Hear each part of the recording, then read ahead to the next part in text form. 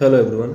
In today's class, we'll learn about the other uses of microorganisms, which is the beneficial use of microorganisms, and along with that, we'll learn some harmful effect of microorganisms. Okay. In the last class, we have learned about what are microorganisms, different type groups of microorganisms, and some of their beneficial use. So, before starting today's class, let us give a quick revision of the last class. What are microorganisms? Microorganisms are nothing but the organisms which we cannot see with our naked eyes. We need a microscope to see microorganisms. Microorganisms can be unicellular, that is having only one cell. Example, amoeba and consider only one amoeba. And in case of macroorganisms, micro unicellular and multicellular. In case of multicellular, we have examples such as mushroom, which have multiple cells. Then there are five major groups of microorganisms. These are bacteria, virus, algae, fungi, and protozoa. We have learned example of each. Then there are some beneficial use of microorganisms. The first is in the sector of food, in production of food. First is in the production of curd. Lactobacillus bacteria converts the lactose sugar present on the milk into lactic acid, which helps in the protein coagulation, and ultimately curd is formed from milk. Then some bacteria like yeast help in the production of your bread and idli dosa. Then we have commercial use. Yeast help in the production of alcohol, beer, wine. There are some bacteria which help in the production of lactic acid, citric acid, acetic acid, that is the vinegar. Okay.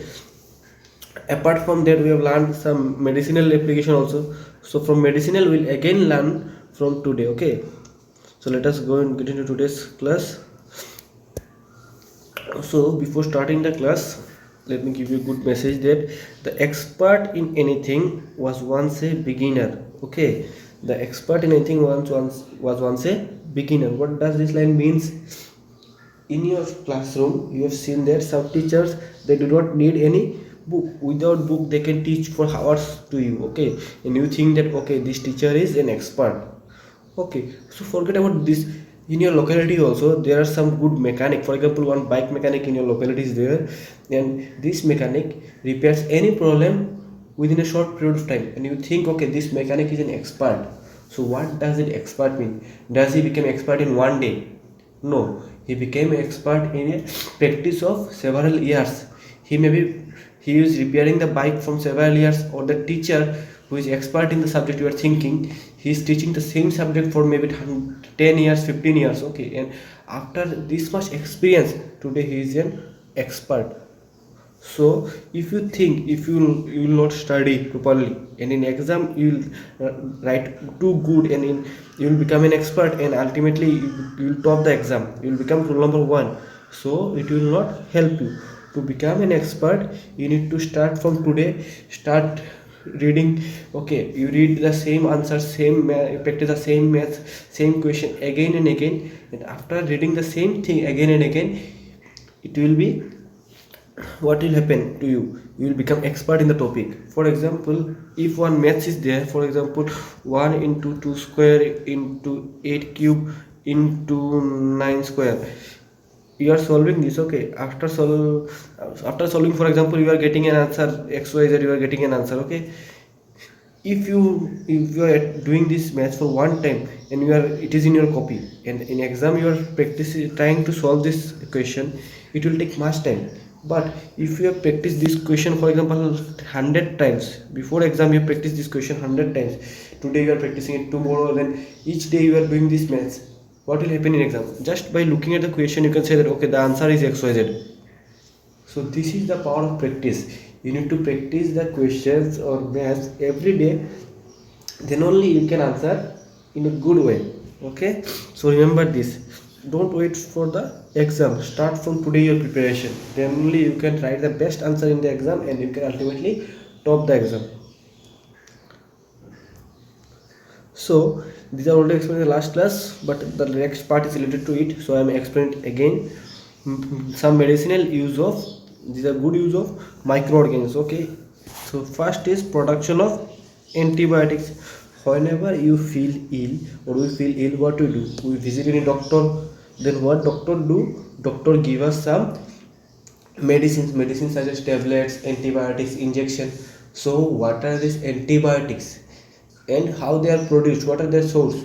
So antibiotics are nothing but the medicines which we get from microorganisms such as bacteria and fungi, which help to kill or stop the growth of disease causing pathogens. That means any disease, most of the not any disease, most of the diseases we are having are due to some microbial infection such as bacterial infection, viral infection or fungal infection. Okay, so the medicines which you get from microbes and are used to kill these disease causing microbes are known as antibiotics. So we get antibiotics from microorganisms such as bacteria, fungi. So the source is bacteria and fungi. Okay, nowadays there are number of medicines or antibiotics which you have obtained from microorganisms such as bacteria and fungi. Some of the examples are streptomycin, tetracycline and erythromycin. So what are these? These are nothing but the antibiotics, the medicine which you obtained from microorganisms. Remember this term mycin, cycline and mycin. These ending terms are for only what? Antibiotics. Whenever you see any like for azithromycin, mycin is in the end, so azithromycin is an antibiotic. Okay, and some commonly known antibiotics, okay, obtained from, these are from bacteria and fungi. So the first antibiotic discovered in the human history was penicillin. So the name of the first antibiotic discovered was penicillin. It was prepared from the fungus. Which fungus? The fungus called Penicillium notatum. Penicillium notatum. Okay, remember this. So you may think that human beings only need antibiotics. No, the other organisms such as animals, whenever they got infected with any kind of microbial disease except viral, they are given the antibiotics. How they are given antibiotics? For example, with their food, one can mix antibiotic and they can give it to them. For example, in case of plant disease also antibiotics are also used. But along with the term that penicillin, that is the first discovered antibiotic, we need to remember who discovered the first antibiotic. In the year 1929, Sir Alexander Fleming was the scientist who discovered the first antibiotic penicillin, that is penicillin in the human history, from the microorganism, that is the bacterial fungus Penicillium notatum. Okay, so before taking any antibiotic, we need to take some precautions. First is, you should not take any antibiotic whenever you want. Okay, remember this, you should not take any antibiotic whenever you want. You should take an antibiotic when a doctor prescribes you. When doctor says you need some antibiotic, then only you need to take it.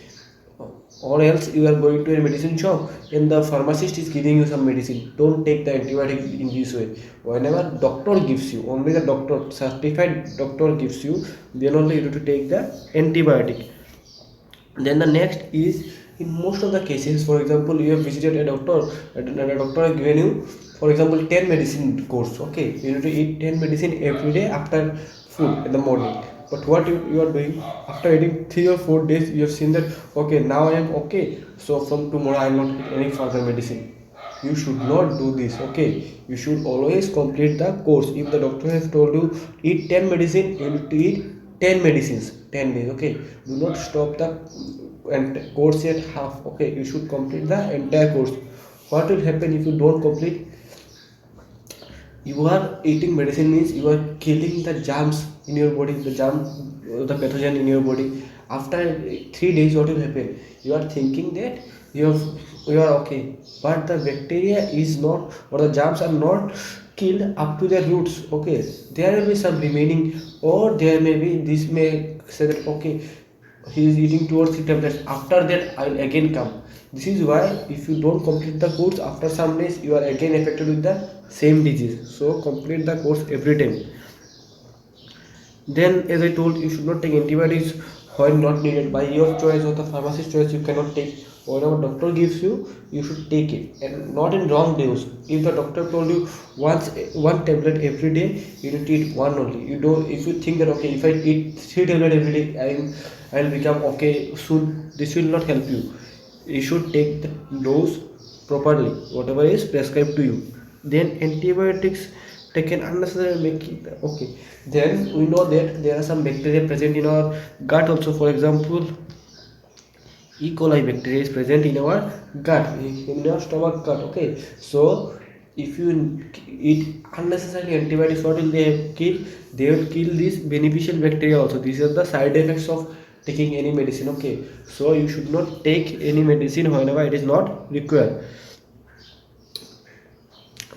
And the last is, remember this point is too important, antibiotics are never designed for any viral disease. Okay, any viral disease. Example of viral disease, the first example you all know now is COVID-19, that is the coronavirus disease. Okay, virus is there, so virus means the viral. So whenever you have any viral disease such as viral flu, viral fever, then this COVID-19, you should not take any antibiotic, because antibiotics are not made for any kind of virus. So in case of viral disease, you should not take any antibiotic. Okay, the next medicinal use is production of vaccine. Okay, remember this, production of vaccine. So what are vaccine? You know antibiotics, so we now will learn the what are vaccine. Microorganisms are also used in the production of vaccine. Vaccines protect humans and other animals against several diseases by providing immunity against concerned diseases. So from where we get vaccines? We also get vaccine from the product. Vaccines are also produced from microorganisms such as bacteria, fungi, virus. These are microorganisms. But in most of the cases, vaccines are made for the viral diseases only. Okay, in majority of the cases. Okay, the next is vaccine. What they do? They protect humans and animals against several diseases by providing immunity against the concerned disease. What is immunity? Now the term is immunity. The ability of one's body to resist a disease is called immunity. In some cases, for example, you have seen that you are been affected with fever today and you are not taking any medicine, but after 2 days or 3 days you will be okay automatically. So how this happening? Your body has some capacity to fight any disease. Okay, your body has some capacity to fight any disease. This is the reason that sometimes you are having some sneezing or some fever, but without taking any medicine you become okay after 2 days. So this ability of our body is known as immunity. The ability of our body to fight any disease is known as immunity. Okay, so what vaccine do? Vaccine boost this immunity. Vaccine do nothing but they just boost this immunity. Okay, if you have taken a vaccine against any disease in earlier time, if you need 5 days to normally fight the disease, your body, then with vaccine it can fight in 1 day. So vaccine does nothing but just boosts your immunity. Immunity against a particular disease can be developed by a technique called vaccination. So what is vaccination? Vaccination is the technique by which you can develop the immunity against any disease. The common example is again this COVID-19 coronavirus disease. All people are registering for vaccine. So what is vaccine? First of all, vaccines are given for viral disease, remember. And what they do, they just help you to develop a immunity against any particular disease. Okay, what vaccine do? They just help you to develop develop immunity against any particular disease. A small dose, to how these are given, remember this, a small dose of dead and weakened disease causing microbes used to stimulate immune response in the body is called vaccine. So vaccine is nothing but what? A small dose of dead and weakened disease causing microbes. That is the disease you are having. For example, you are having some viral fever, so this viral fever are caused by some virus, obviously viral fever. So what will be the vaccine? The dead and weak vaccines with virus, same virus which is causing the disease, The dead and weak virus will be given to your body. So what will happen? For example, one strong virus is affecting you. What your body will do? Your body will produce some immunity, and this will fight it. In the same case, if we gives you some weak virus, then also your body will raise immunity. So before this strong is affecting, we are giving you some weak. With you will develop this immunity, and this immunity will be saved in your body. Okay, remember this. A small dose of dead and weakened disease causing microbes used to stimulate immunity. A small dose will be given to you, and this will help you to raise your immunity standard. Okay, and this process is known as vaccination or vaccine. A small dose of dead and weakened disease causing vaccine explained already. When a vaccine is, how this work? When a vaccine is introduced in the body of a healthy person, it acts like antigen. So you are in both cases you are giving. In general, it is strong virus is affecting you, but as vaccine, what you are using? We are using weak virus. Okay.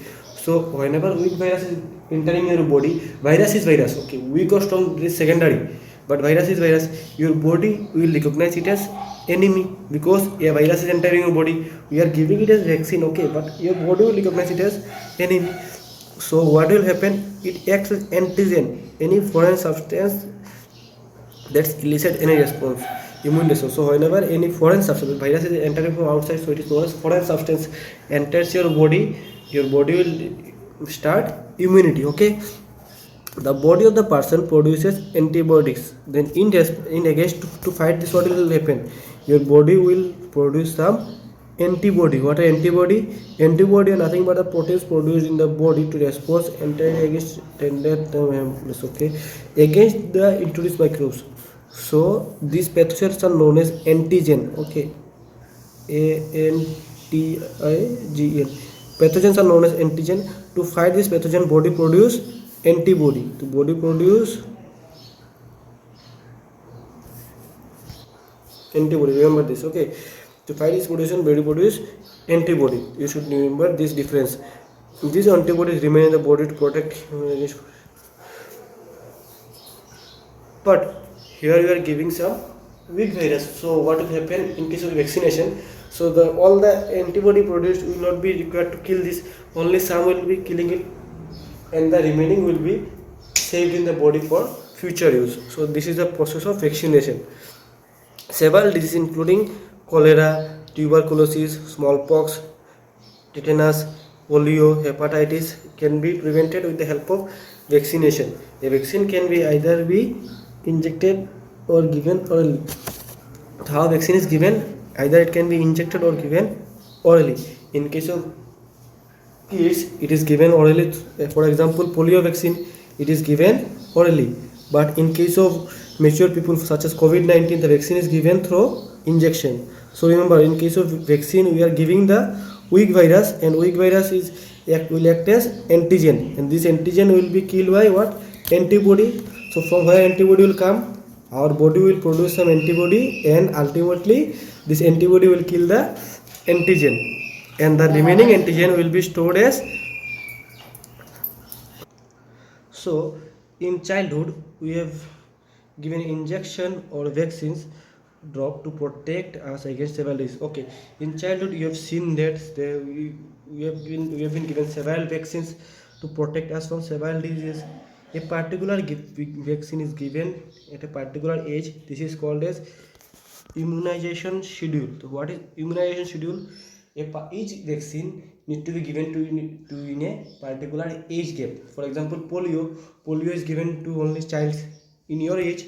No polio will be given to you. Okay, so this means that each vaccine has a particular age in which it need to be given. So this is known as immunization schedule. The time schedule is known as immunization schedule. So immunization schedule in India for country wise, because with environment it changes.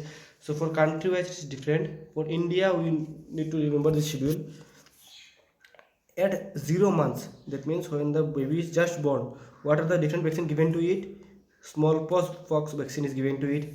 Then BCG for protection against tuberculosis, that is the TB disease. Okay, so whenever the child is born, the two vaccine is given to it, smallpox and BCG, that is for curing tuberculosis. Then when the baby is 3 to 12 months old, 3 to 12 months old, what are the different vaccine given to it? DPT. What is DPT? The for protection against diphtheria. Okay, then pertussis. Pertussis for these two disease, this DPT is given. Then tetanus is given. Okay, then BCG, again second dose of BCG for tuberculosis is given, and polio oral, because this in this age this can eat with mouth at 3 to 12 years, sorry 3 to 12 months. So the polio is given through oral and the others are through injection. Okay, then when the baby is 9 to 15 months old, so what are the different vaccine given to it? Smallpox revaccination, that is the second dose of smallpox. Okay, and then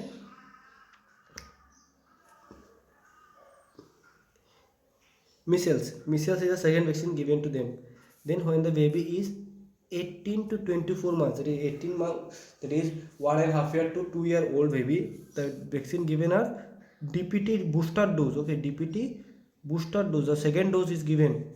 Then polio second dose, then booster dose also for polio given. The second dose works or act as booster dose. Okay, booster dose means initial dose is given, first dose is given to you, and in case if you have the effect of the first dose is becoming less day by day, so a booster dose will help to boost the effect again you will get full immunity. Okay, next is 5 to 6 years.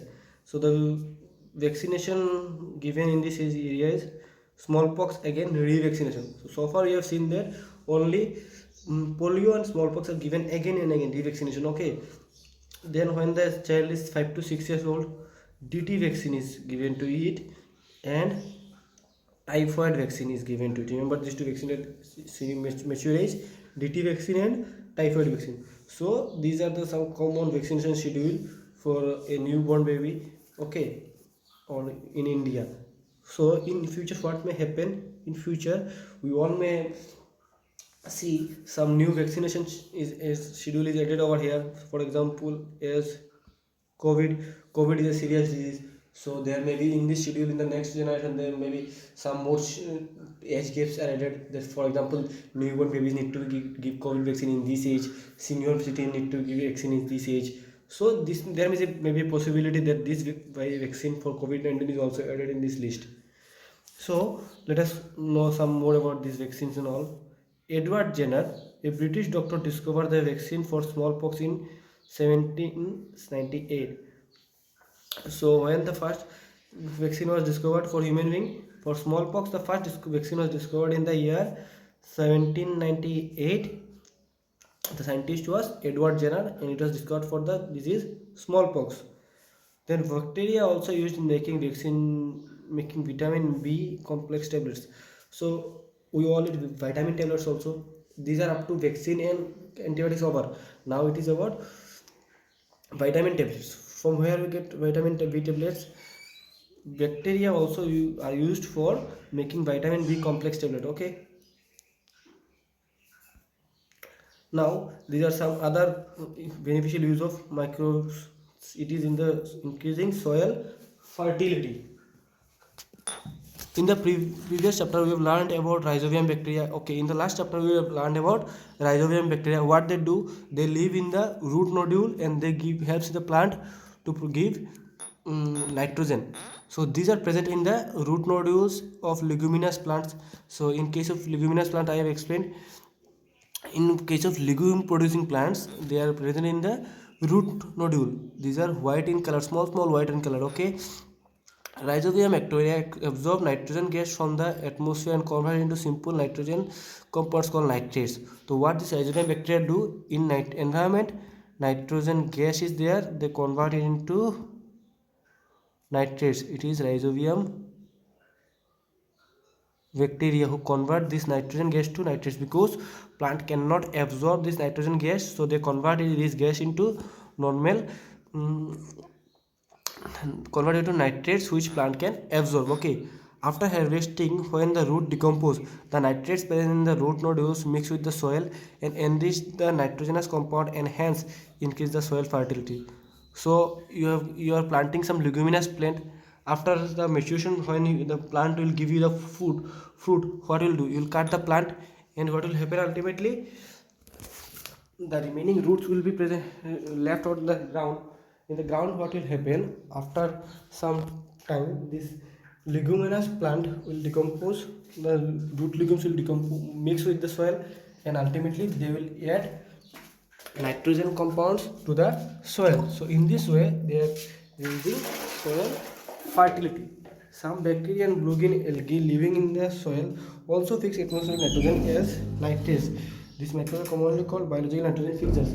So these microbes which fix nitrogen, atmospheric nitrogen, that is nitrogen gas, and convert it into normal nitrogen used to there is in biological form of nitrogen, are known as biological nitrogen fixers, because these microbes fix nitrogen.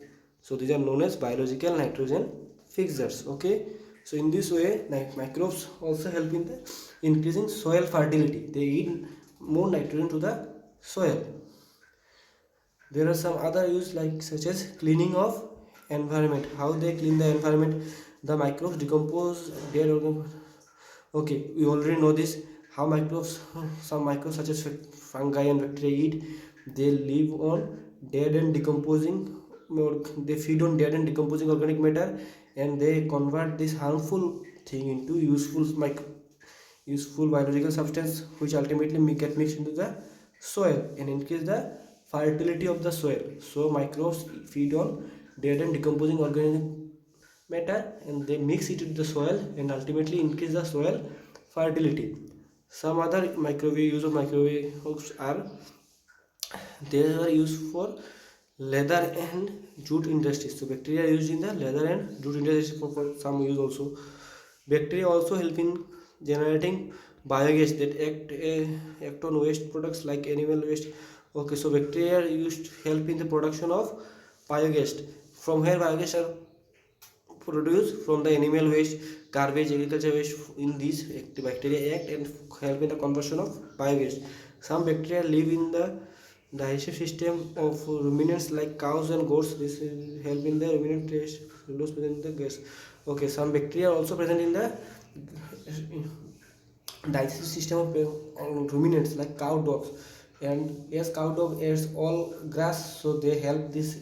In grass there is cellulose, so they help to digest the cellulose. Okay, so these bacteria help to digest the cellulose present on the grass, which cow and goat eat. So these are some of the beneficial effects of microbes. In the next class we will learn the harmful effects of microbes. So this this is for today. You can ask your doubts after this session. Thank you.